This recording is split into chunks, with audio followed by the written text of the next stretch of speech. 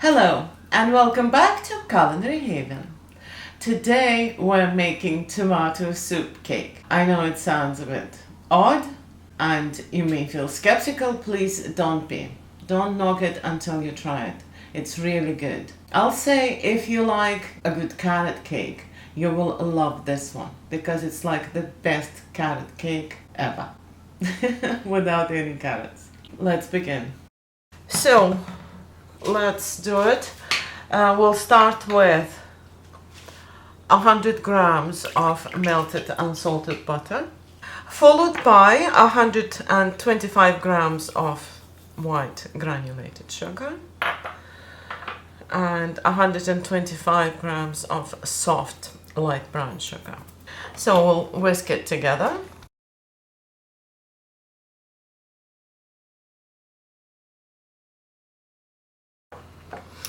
So about this cake, I don't know who came up with this idea, but I'll tell you that this is a genius one. The cake is amazing. That's the fact. Unless you hate carrot cake, you won't like it. But if you like it, you will love it. So next to this we add 1 large egg.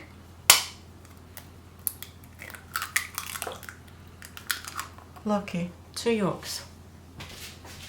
And whisk it in.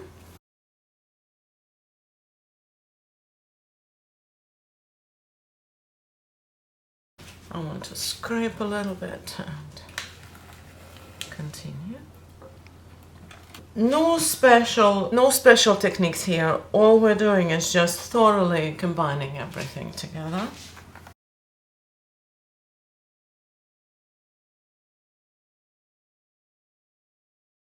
To this we're adding a pinch of salt, not much.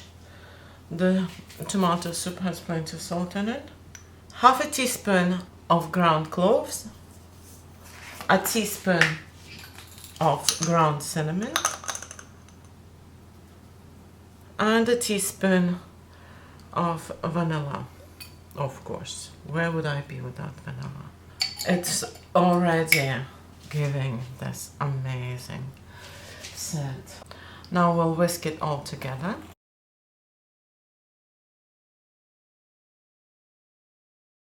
And now we're adding the star of this show, Campbell's condensed cream of tomato soup.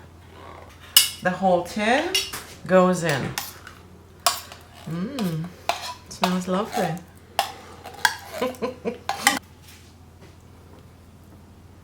And whisk it in.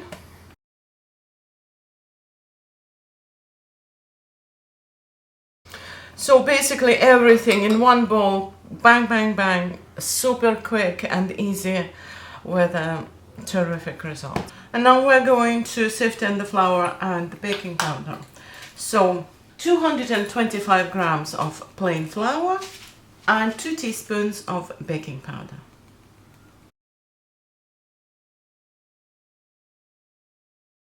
And sift it in.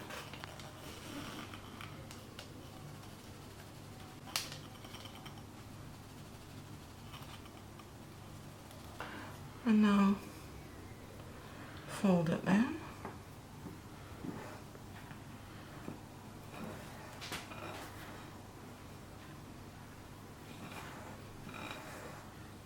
I prefer to do this step by hand. It doesn't take long. You're in charge of how much you're mixing, and also the flour is not flying all over the kitchen. Right, it's almost done. So the last ingredient, just like in the carrot cake, we're adding 150 grams of raisins. I'm using golden raisins and brown raisins. And just mix it in. That's it. Just mix until combined. There is no dry flour, which means the batter is ready.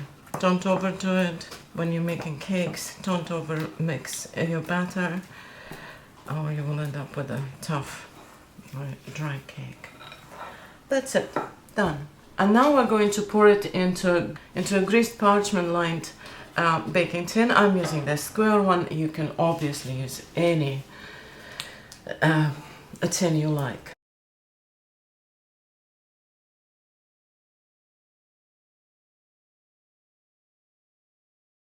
It's crazy, it already smells like carrot cake. And there's no carrots there. Okay, so that's that. Just spread it evenly. And now we're going to bake it in the preheated to 180 degrees Celsius oven for 45 to 55 minutes, depending on your oven and the size and shape of the tin you choose. In this shape and size tin, it takes 45 minutes. So check, insert a toothpick in the center at 40-45 minutes and you will see if it comes out clean.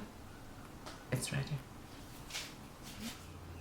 So it's been 45 minutes, the cake is ready. It's got a little bit of in the oven, a little bit too brown, but that's fine. We will cover that. And now we're just going to let it cool completely.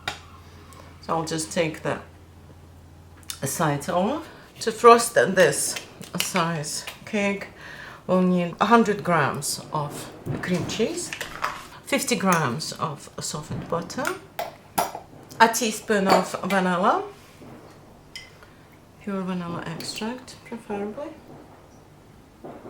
Oops, a little bit more, but it's okay. And 250 grams of icing sugar, which I sifted. We'll start very, very carefully, otherwise it will be snowing here in the Culinary Haven kitchen. Just carefully mix it together, adding icing sugar as you go.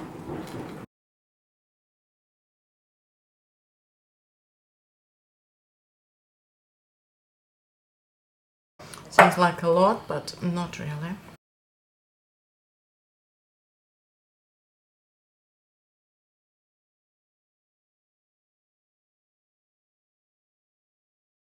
I'll mix it there. So at this point we can whip it.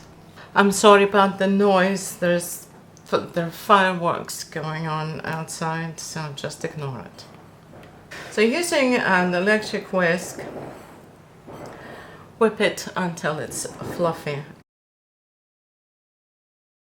Because of the very warm temperature here in the kitchen, the frosting is still very soft. So the solution is to put it in the fridge so it firms up. The butter was extremely soft and everything.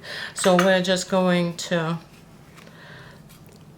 let it chill a little bit for like 30 minutes or so, and then we'll proceed. So we chilled it and you can see that it's much firmer now. I'll give it a whisk.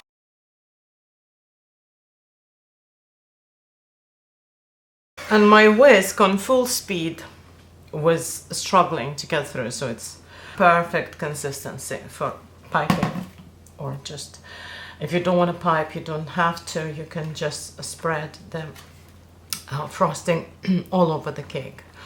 But we put it on a nice stand, so we'll attempt piping, even though I'm not an expert in that.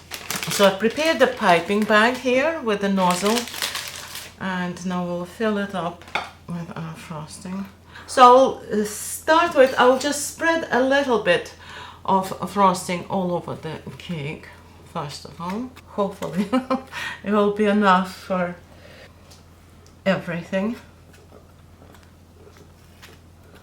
Obviously it's not buttercream, and it's not that much, but I will try to make it as pretty as I can. That's all we can do, isn't it? Doing our best. but I can tell you that the consistency of this frosting is perfect. So if you try and make it, this is the exact ratio of butter, cream cheese and icing sugar. So that should do it. So I'm gonna put this frosting into the piping bag. If you don't have a piping bag, you can use a Ziploc bag and cut one of the ends of it. And also I like that, I don't like waste, I don't like unnecessary leftovers. This amount is exactly how much you need to frost this cake. So now we're going to push it down and do the pretty things. So this obviously it doesn't matter the pattern, the size or the shape of the piping nozzle. The good thing that we guarantee will have plenty of frosting for each slice of the cake. But I would also like to point out what I said earlier, is that this is the exact amount of frosting you need. Look at this, look at the bag there. So that's our cake, and now we're going to cut a slice and see what it's like inside. Okay, let's cut a slice.